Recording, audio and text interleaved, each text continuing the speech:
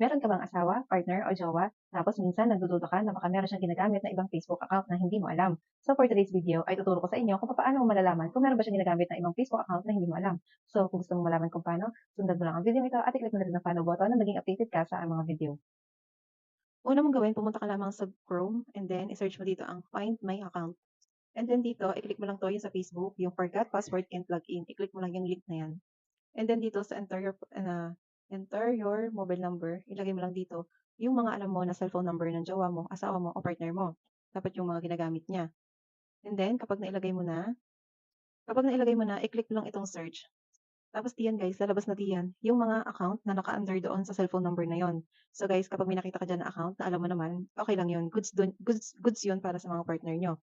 And then, kung hindi, meron ka naman diyan account na hindi mo naman alam, so guys, baka may tinatago sa yung jowa mo, tanungin mo na lang siya. So ganun lang po kadali guys, no? Sana po makatulong ang video ito. Thank you for watching.